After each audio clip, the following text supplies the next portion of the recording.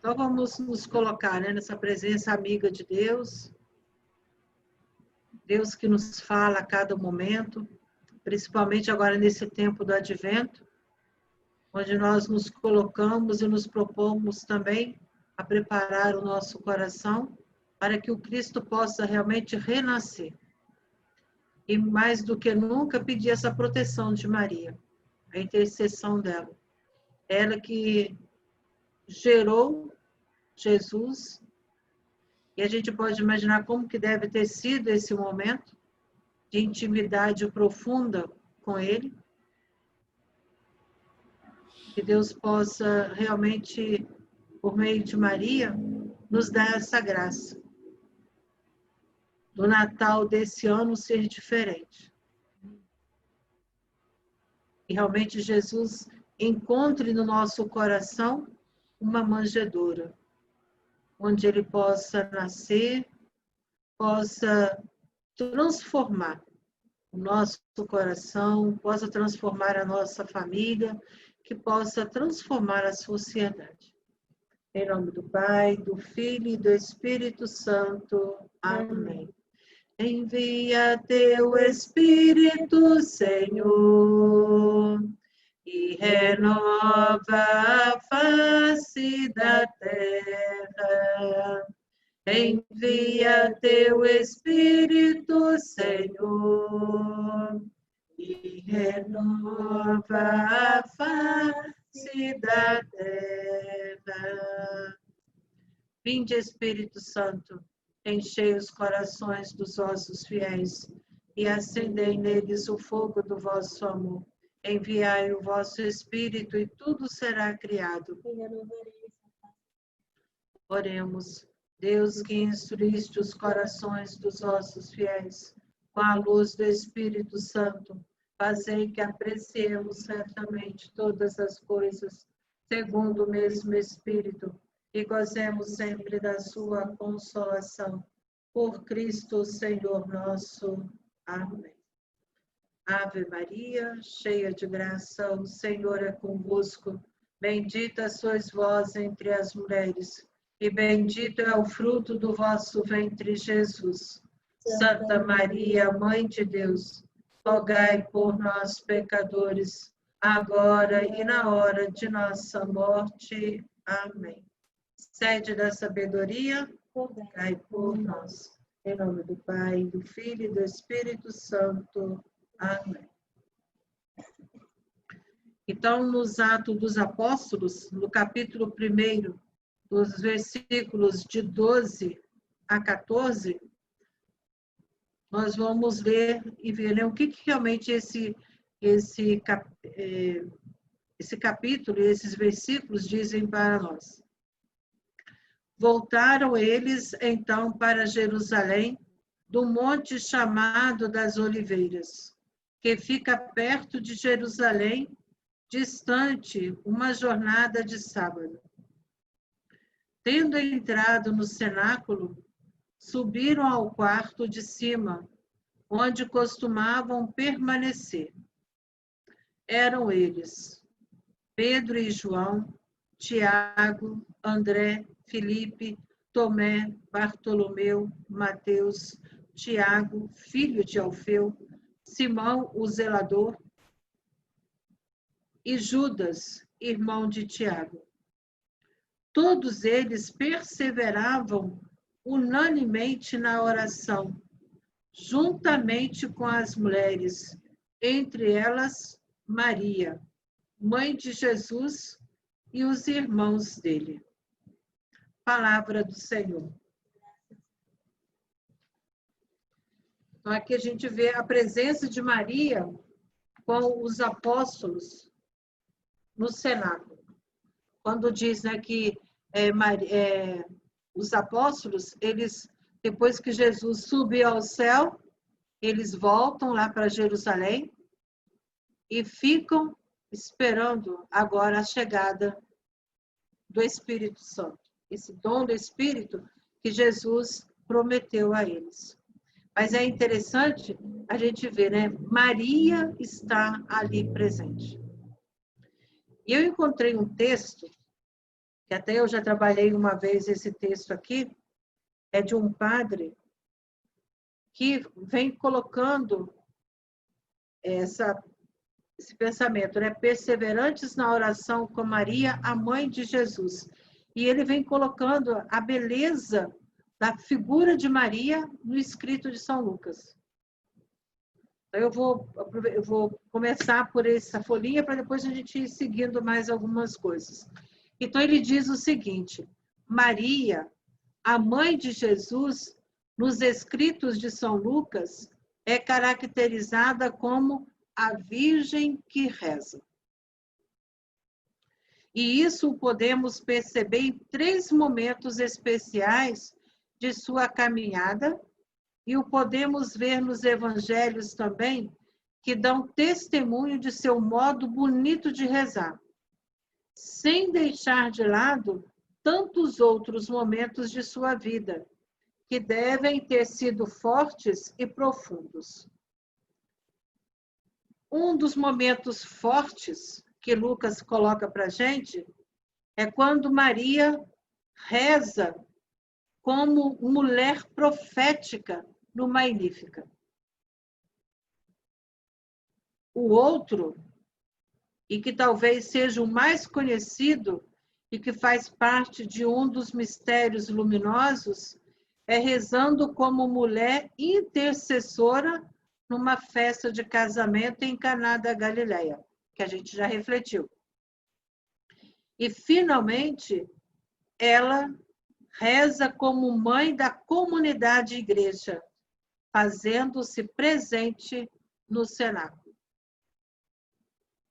Então, são esses 3 momentos que Lucas, né, coloca como momento forte na vida de Maria, como aquela que está ali, como mulher profética, mulher intercessora e mãe da comunidade igreja.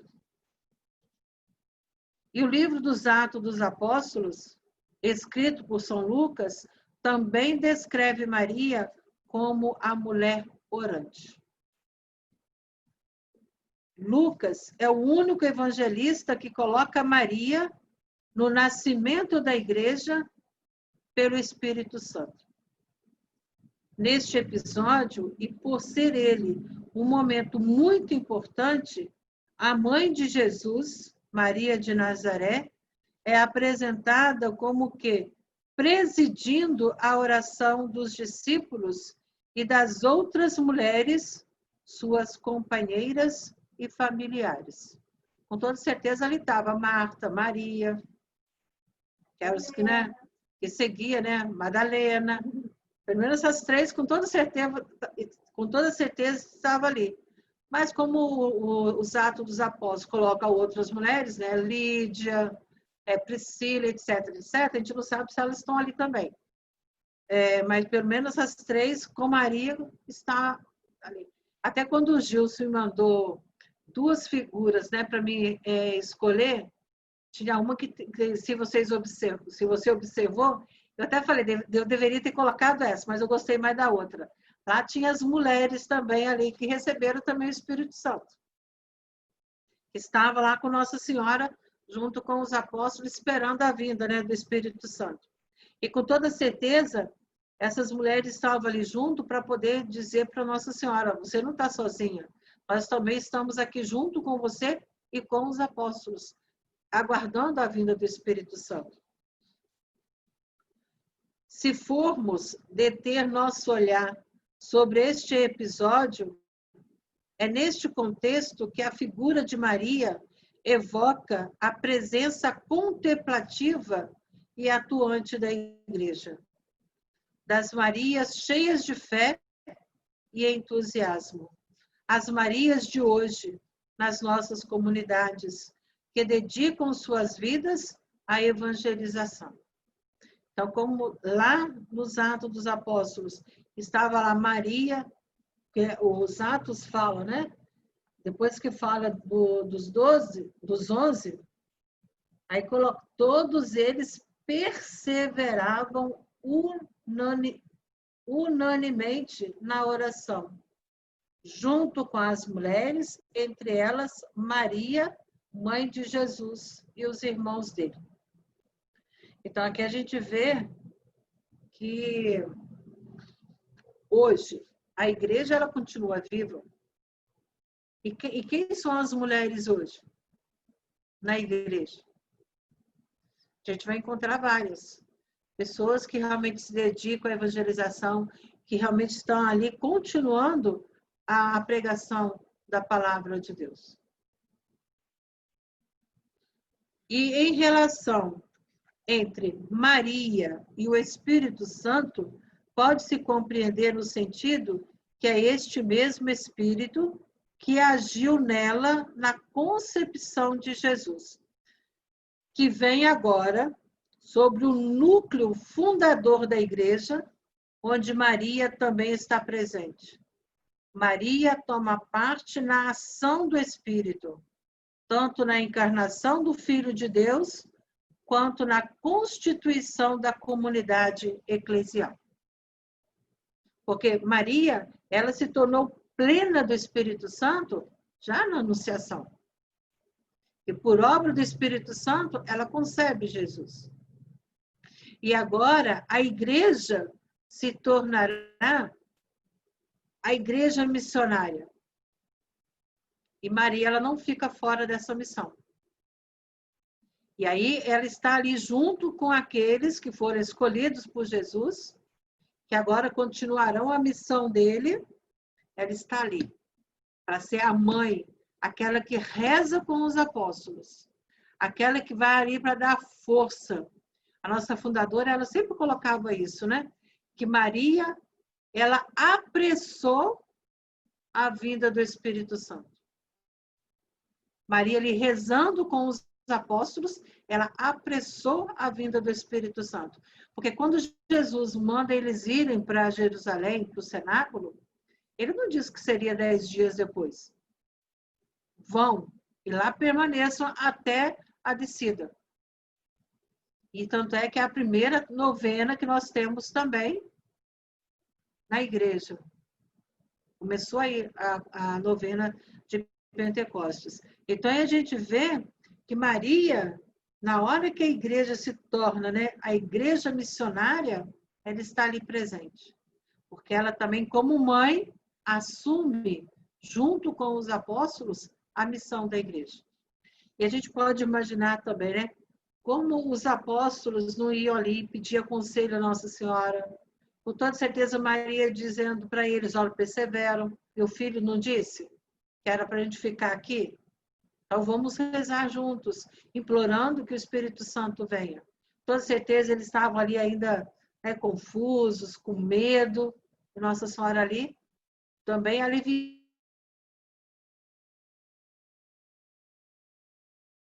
Conversava com eles, mas o principal era aquele momento, né, da oração, onde eles ali, naqueles 10 dias, permaneceram firmes, perseverantes, e sabia, a mãe está aqui com a gente, nós não estamos sozinhos. E se a gente for olhar, hoje também a igreja continua viva, através do Papa, dos bispos, dos sacerdotes e de todo o povo de Deus. Porque a igreja viva somos nós. E aí é hora da gente parar e se perguntar, né? Que igreja estou sendo eu? Uma igreja que só fica dentro de casa? O que eu faço, né, com a minha vida? Qual o testemunho que eu dou, né, de Cristo para o mundo? Porque às vezes é fácil a gente escutar falar, mas e eu? Sou igreja? Que tipo de igreja sou eu? Porque muitas vezes a gente é aquele tipo de igreja que quer ficar em casa sem fazer nada e criticando os outros. Porque hoje a gente está assim, ó, né, de pessoas que falam mal. Uma vez eu participei de uma reunião que, olha, eu saí de lá arrasada. Ainda bem que tinha uma outra religiosa, eu acho que estava na mesma inquietação minha, que o que ela falou, eu também ia falar. Então, eu falei, ainda bem que não precisei de falar, que a outra falou no meu lugar. Porque tudo era criticando a igreja, falando da igreja. Aí eu comecei a me questionar, falei, que igreja é essa? Que tipo de igreja estou sendo? Eu só malhando a igreja, se eu sou a igreja. Aí eu sei que a irmã levantou, falou. Aí eu falei assim, ainda bem que tem outras pessoas também pensando a mesma coisa. Então é muito fácil a gente falar da igreja. É muito fácil a gente criticar o Papa, os bispos, os sacerdotes. Agora, eu como igreja viva, o que eu estou fazendo? Eu estou falando aqui para todos que já receberam o batismo, né? A Eucaristia, a Crisma. A Crisma me torna o quê? Apóstolo. Porque os apóstolos, no momento que eles receberam o Espírito Santo, eles não foram mais os mesmos. É só a gente pegar ali o Atos 2, que a gente vai ver o que aconteceu depois que os apóstolos receberam o Espírito Santo. Eles saíram, pregaram. Pedro, aquele homem medroso, em uma pregação ele converteu 3.000 pessoas. E às vezes a gente não abre a boca para falar uma coisa para defender a igreja. E aqui tem um irmão que fala assim, né? Como disse o irmão Afonso Murad, o evangelista Lucas organiza toda a sua obra, o Evangelho e os Atos dos Apóstolos em 3 períodos. O tempo do velho Israel, que na alegria espera ansiosamente o Salvador, o tempo de Jesus e o tempo da igreja. Maria é a única pessoa presente nos 3 períodos. Participa da condição dos pobres de Javé, do antigo Israel, faz parte do grupo dos seguidores de Jesus, sendo o exemplo de discípulo que escuta, medita e põe em prática a proposta de Jesus, e, por fim, inaugura o tempo da igreja em Pentecostes. Então, Maria está em todas. Tem como a gente tirar Maria de nada, né? A presença de Maria no episódio do Senado, de certo modo, constitui solidariedade ativa com a comunidade em seu filho. Ela é a que, com maior desejo e força, implora a vinda do Espírito Santo. Na realidade, segundo o que já foi dito anteriormente, Maria já tinha uma longa e rica história pessoal com ele, porque sua vida toda foi batizada por intervenções do Espírito Santo. Foi ele que a cobriu com sua sombra, lá em Lucas 1,35, e operou nela a encarnação do Filho de Deus. Ele santificou João Batista no seio de sua mãe e plenificou com sua presença a Isabel, mediante a visita e a saudação de Maria. O Espírito revelou ao velho Simeão a identidade de Jesus e sua missão salvadora, da mesma forma que o desígnio divino sobre Maria. Por isso, podemos afirmar que toda a sua peregrinação terrestre, toda a sua vida se desenvolve na força do Espírito. O Pentecostes no cenáculo significa para Maria uma nova etapa em sua peregrinação rumo ao Pai. Concede-lhe uma plenitude ainda maior na compreensão e vivência de sua inserção pessoal e sua missão no mistério de seu Filho Jesus Cristo. Ao receber novamente o Espírito, Maria experimenta com crescente ímpeto o que sempre marcou sua vida, o amor e a entrega incondicionais ao Pai. Então, a gente vai vendo que o que marcou Maria toda a sua vida foi esse grande amor, esse grande desejo de aceitar e cumprir realmente a vontade do Pai. Por isso ela se abandonou, se entregou. Então, esse texto é do padre Júlio Caprani. Esquece como é que pronuncia. Então, a gente vai vendo que Maria, ela perseverou ali junto com os apóstolos. E o Compêndio Vaticano II, na Constituição Gaudium et Spes, no número 28,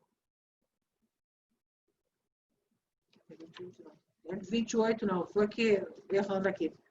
É na Constituição Dogmática Lumen Gentium, no número 59, que diz o seguinte: tendo sido do agrado de Deus não manifestar solenemente o mistério da salvação humana antes de derramar o Espírito prometido por Cristo, vemos os apóstolos antes do dia de Pentecostes perseverando unanimemente em oração com as mulheres e Maria, a mãe de Jesus, e com os irmãos dele. E outro sim, Maria implorando com suas preces o dom do Espírito, o qual já na Anunciação havia coberto com sua sombra. Finalmente, a Imaculada Virgem, preservada, imune de toda a mancha da culpa original, terminado o curso da vida terrestre, foi assunta em corpo e alma à glória celeste. Então, aqui ele vai fazendo um apanhado e depois coloca, né, como Maria, e para que mais plenamente estivesse conforme a seu Filho, Senhor dos senhores e vencedor do pecado e da morte. Foi exaltada pelo Senhor como rainha do universo. Então, agora, para a gente, o mais importante é isso aqui, né? Que Maria estava ali, implorando com suas preces o dom do Espírito Santo. A gente vai encontrar lá no compêndio, né, do Vaticano II. E é interessante quando o Papa São João Paulo II, ele começa a falar sobre Maria e o dom do Espírito Santo, ele utiliza esse texto que eu terminei de ler agora. A primeira coisa que ele coloca é isso, né? Colocando essa imagem, né, de Maria que reza com os apóstolos, implorando assim que o Espírito Santo viesse com toda a sua totalidade na vida dos apóstolos e também de toda a comunidade cristã que iniciava. Então, a primeira comunidade constitui o prelúdio do nascimento da igreja. A presença da Virgem contribui para lhe delinear o rosto definitivo, fruto do dom de Pentecostes. Que a gente sabe que Pentecostes são 50 dias após a Páscoa. Então, depois de 50 dias, o Espírito Santo vem.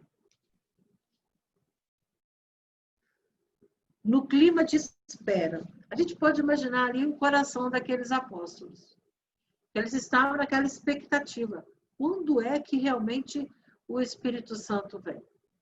Eles estavam naquele clima de espera predominante no cenáculo, após a ascensão. E o que era, e onde era realmente esse cenáculo? Né? O que já tinha acontecido ali naquele cenáculo? Onde Jesus tinha instituído a Eucaristia e instituído também o sacerdócio. E é lá, nesse local, onde Jesus instituiu a Eucaristia e o sacerdócio, que os apóstolos se reúnem após a ascensão. E aí vem uma perguntinha.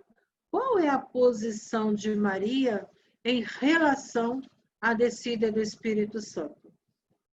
O concílio sublinha expressamente a sua presença orante, em vista da efusão do Paráclito.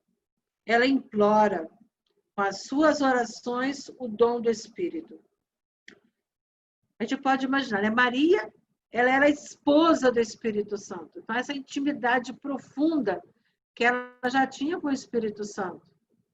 Então, ali ela reza, implora que esse Espírito que ela já trazia dentro dela, que pudesse ser manifestado agora na vida daqueles apóstolos que estavam ali, né, esperando para que, acolhendo o Espírito Santo, eles pudessem também ser esses protagonistas da igreja que nasce.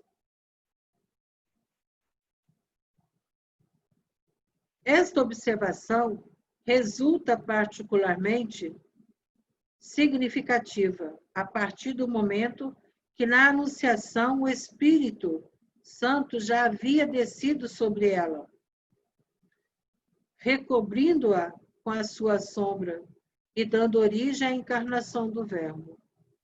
Tendo já feito uma experiência muito singular acerca da eficácia desse dom, a Virgem Santíssima estava na condição de o poder apreciar mais do que qualquer outro, com efeito, a intervenção misteriosa do Espírito. Ela devia a sua maternidade, que fazia dela a via de ingresso do Salvador do mundo. Diversamente daqueles que estavam presentes no cenáculo, em trépida espera, ela, plenamente consciente da importância da promessa de seu filho aos discípulos, ajudava a comunidade a dispor-se bem para a vinda do Paráclito. A gente pode imaginar, me veio agora assim uma imagem, como que não deveria ser aquela oração? Aquela oração da mãe, com toda certeza ela pedia ali, né, para que o Espírito Santo pudesse abrir o coração de todos eles, que eles pudessem, né, se preparar para aquela efusão do Espírito Santo. E aí a gente tem que pensar o seguinte, né? Será que realmente nós nos preocupamos em todos os dias? Quantas e quantas coisas nós precisamos da ação do Espírito Santo? E a gente para a gente rezar, a gente pede realmente que o Espírito Santo desça na nossa vida, para que ele possa nos inspirar e mostrar o que a gente deve fazer? Que ele já desceu na nossa vida. Mas muitas vezes a gente vive como se ele não tivesse descido. A gente vê a diferença. O que aconteceu na vida dos apóstolos e o que acontece com cada um de nós cristãos. É o mesmo Espírito Santo. E por que os apóstolos tiveram uma força, um momento tão forte na vida deles, que em nenhum momento eles tiveram medo de anunciar o Evangelho? E por que nós, muitas vezes, temos medo de anunciar? Se a gente recebeu o mesmo Espírito. Aí a gente vai vendo na diferença. Eles se prepararam para aquele grande momento. Hoje em dia, nós temos a preparação para o sacramento da Crisma. Quantas reclamações? O Gildo sabe disso. Quantas reclamações o pessoal da catequese faz? Ah, está demorando muito. Ah, tem que ser muito depressa. Então, tudo que é das coisas de Deus, a gente quer pressa. Por isso que a gente não muda. A gente não deixa o Espírito Santo realmente agir na nossa vida. Porque a gente não se prepara, a gente não pede para que o Espírito Santo vá agir na nossa vida. E aí a gente vai vendo a diferença. E ainda mais que Maria estava ali junto com eles. Então a diferença foi maior ainda.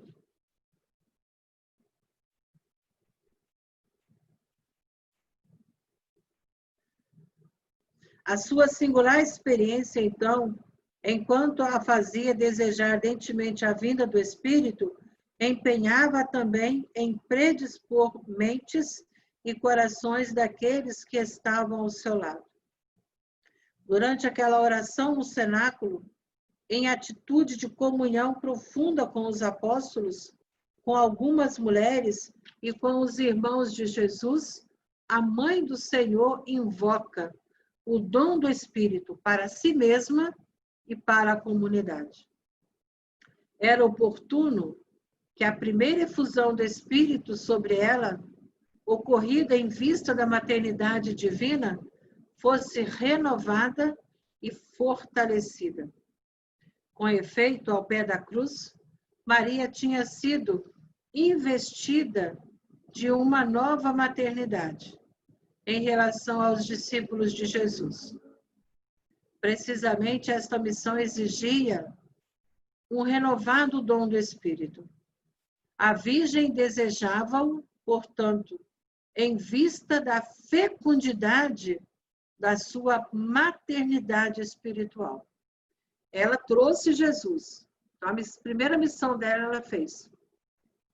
Mas agora ela assumia, porque Jesus confiou a ela, lá no alto da cruz, mulher, eis aí teu filho, filho, eis aí a tua mãe. Então, Maria aqui, ela assume a fecundidade da sua maternidade espiritual. Então, por isso, ela pedia, implorava que o Espírito Santo realmente viesse na sua vida novamente, para que ela pudesse se preparar para poder realmente viver a sua maternidade espiritual. Enquanto na hora da encarnação o Espírito Santo tinha descido sobre ela, como pessoa chamada a participar dignamente no grande mistério, agora tudo se realiza em função da Igreja, da qual Maria é chamada a ser tipo, modelo e mãe. Na Igreja e para a Igreja, ela, lembrando-se da promessa de Jesus, espera o Pentecostes e implora para todos uma multiplicidade de dons, segundo a personalidade e a missão de cada um. Porque ali, Nossa Senhora, olhando para a vida de cada um dos apóstolos, ela deve ter pensado o seguinte: o Espírito Santo vai ter muito trabalho. Por quê? Pescadores, homens rudes. Então, ela foi pedindo ali, né, que o Espírito Santo viesse e transformasse cada um. Ali tinha cobrador de imposto. Então, Maria deve ter falado assim, o Espírito Santo vai ter muito trabalho. Então, por isso ela pedia que o Espírito Santo viesse e transformasse cada coração. E é o que ela faz hoje conosco também. Com toda certeza lá do céu, ela sempre implora o Espírito Santo para que vá transformando cada um de nós, porque ninguém é igual. Imagina se Gilson e Valério fossem igual. Ia ser insuportável. A Adriana e o Marquinhos. Imagina se fosse todo mundo igual. Marquinhos sair correndo. Porque não ia querer saber porque era todo mundo igual. Então, essa diversidade, ela é necessária. E o Espírito Santo, quando vem, ele vem para cada um. Para trabalhar cada um. Para que a gente possa dar o melhor de nós. Agora, se a gente não se abre essa ação do Espírito, aí se torna difícil. Porque aí não existe perdão, não existe amor, não existe misericórdia, não existe paciência, etc. Na comunidade cristã, a oração de Maria reveste um significado peculiar. Favorece o advento do Espírito, solicitando a sua ação no coração dos discípulos e no mundo. Assim como na encarnação o Espírito havia formado no seu seio virginal o corpo físico de Cristo, de igual modo, agora no cenáculo, o mesmo Espírito desce para animar o seu corpo místico, que é a Igreja. O Pentecostes, portanto, é fruto também da incessante oração da Virgem, que o Paráclito acolhe com favor singular, porque é a expressão do amor materno dela para com os discípulos do Senhor.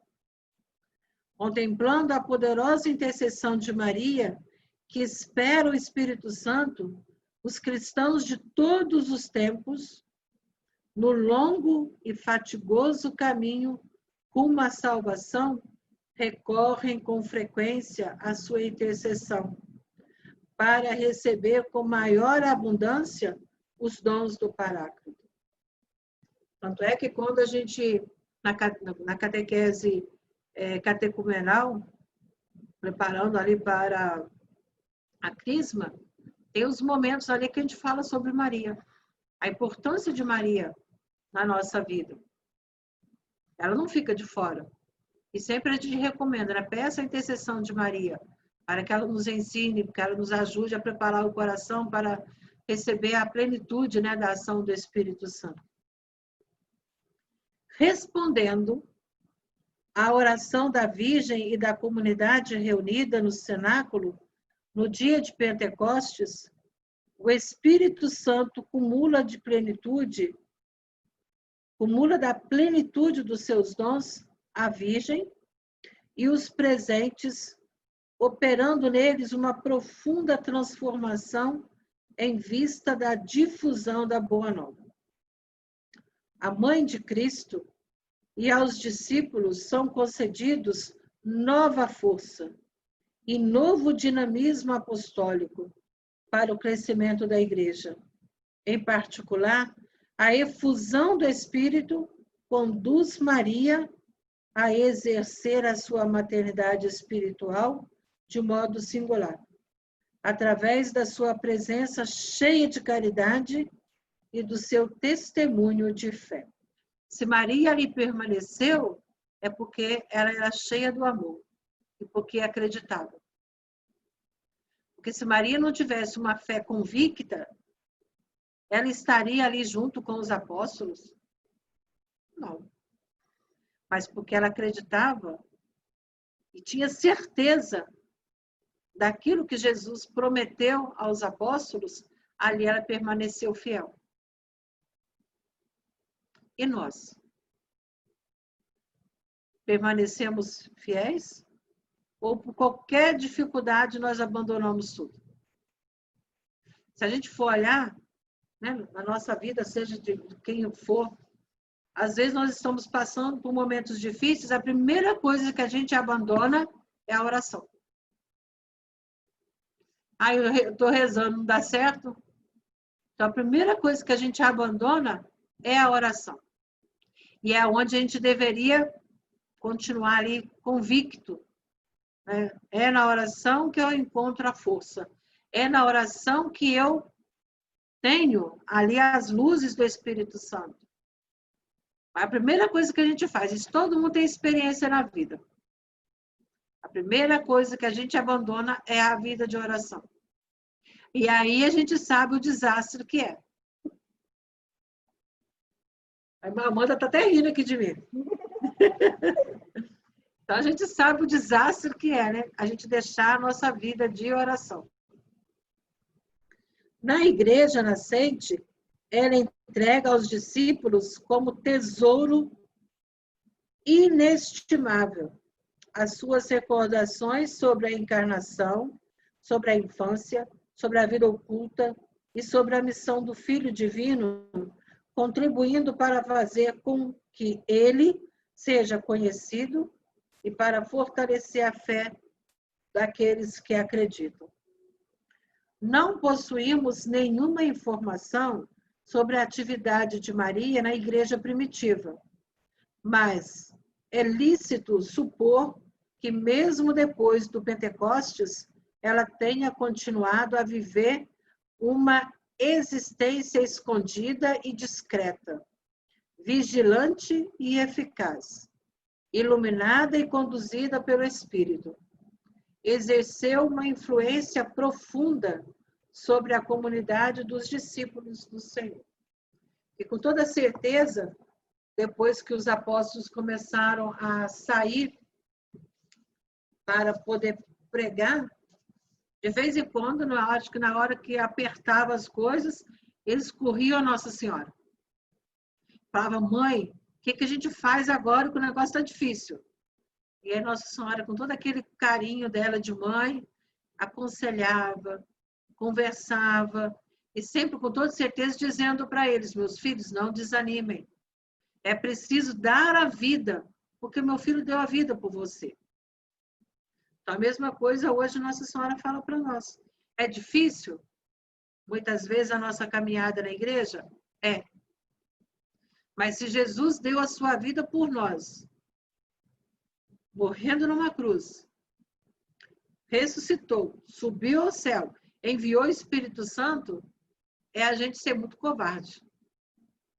De não continuar a missão e de morrer também por ele.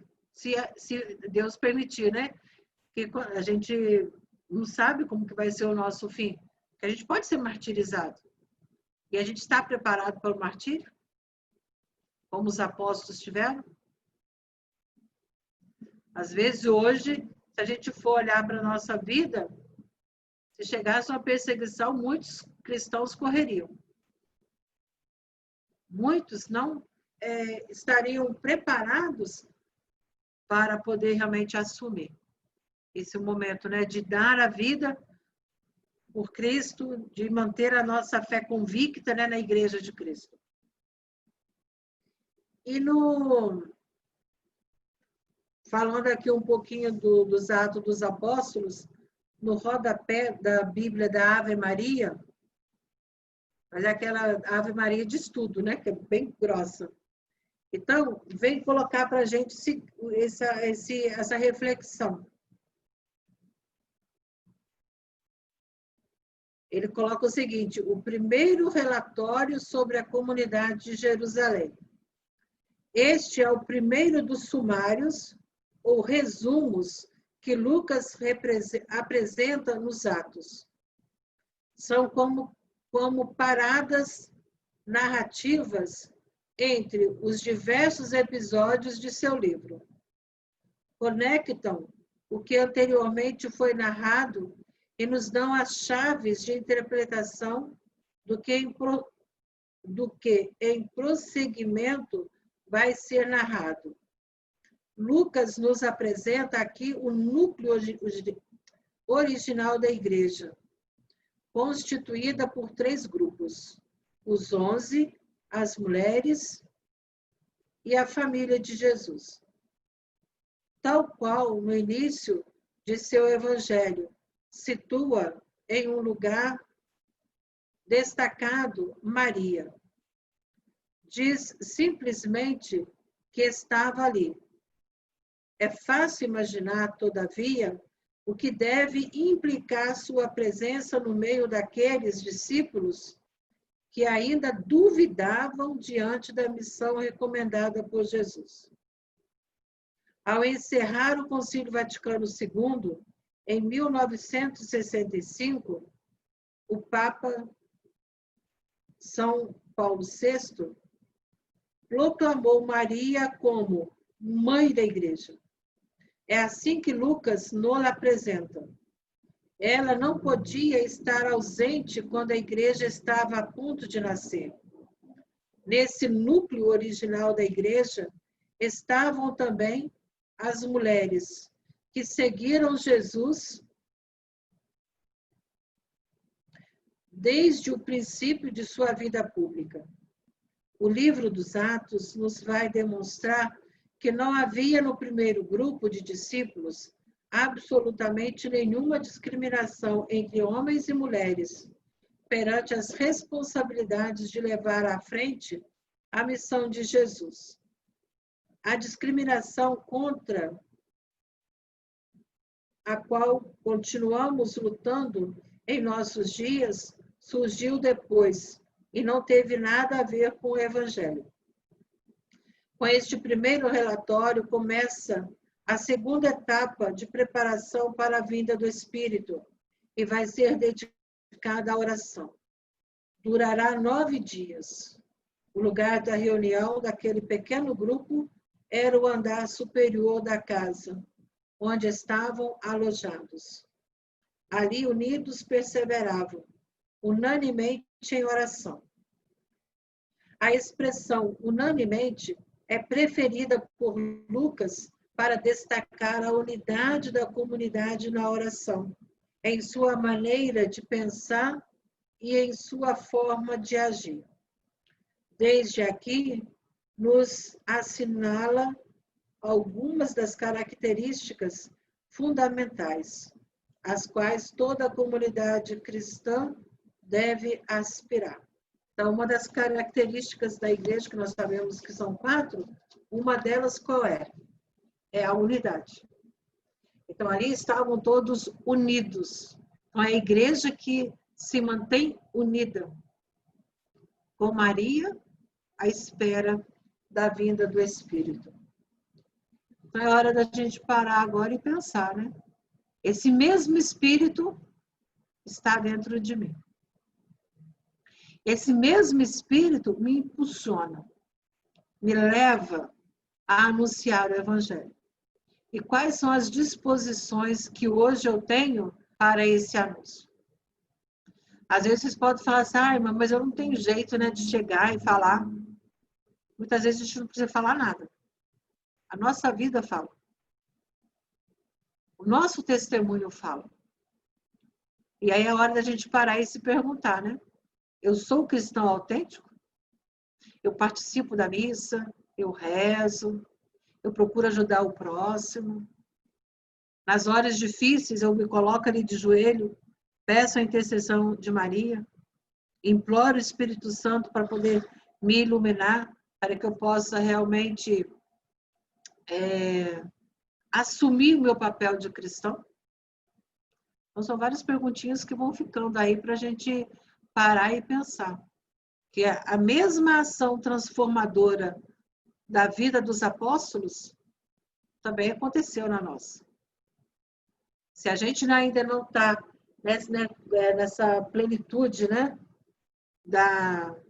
Se a gente não deixou essa plenitude, né, do Espírito Santo agir em nós, alguma coisa está errada. Então é hora de a gente parar, pensar e falar, olha, Espírito Santo, eu acho que eu estou deixando o Senhor aqui de lado. Então me ajuda aqui que agora eu quero ser um cristão para valer. Então a gente deve pedir, né, sempre essa intercessão de Maria. E aí a gente vê que a presença de Maria ela está em todos os momentos da vida de Jesus. E depois que Jesus sobe ao céu, ela continua. Na igreja que nasce, dá esse revigoramento aos apóstolos e a todos nós cristãos. Então, eu penso, né, que essa parte aí, né, essa presença de Maria, ali juntamente com os apóstolos, deve nos encorajarmos, para a gente não ter medo, mas a gente assumir também o nosso papel de cristãos no mundo de hoje, que está tão difícil. Pedindo a Deus que possa realmente transformar o nosso coração, que a gente não tenha medo de assumir a nossa fé, de assumir a nossa missão de cristãos no mundo de hoje. Porque quanto mais nós nos identificarmos, né, com Maria, com Jesus, mais o Espírito Santo vai poder fazer realmente a sua morada e vai aos poucos também modelando o nosso coração. E nessa preparação do Advento, para o Natal, que a gente possa aproveitar cada momento como algo novo para a nossa vida. Amém. E pedindo sempre, né, a intercessão de Nossa Senhora. Agora, no dia 8, nós vamos celebrar, né, a Imaculada Conceição, ela que foi concebida sem a mancha do pecado original. Ela nos ajude também a nos esforçarmos para evitarmos o pecado, para que a graça de Deus possa estar sempre na nossa vida, para melhor assim deixar, né, que o Espírito Santo possa agir. Glória ao Pai, ao Filho e ao Espírito Santo. Como era no princípio, agora e sempre. Amém. Ó Maria concebida sem pecado, rogai por nós que recorremos a vós. Ó Maria concebida sem pecado, rogai por nós que recorremos a vós.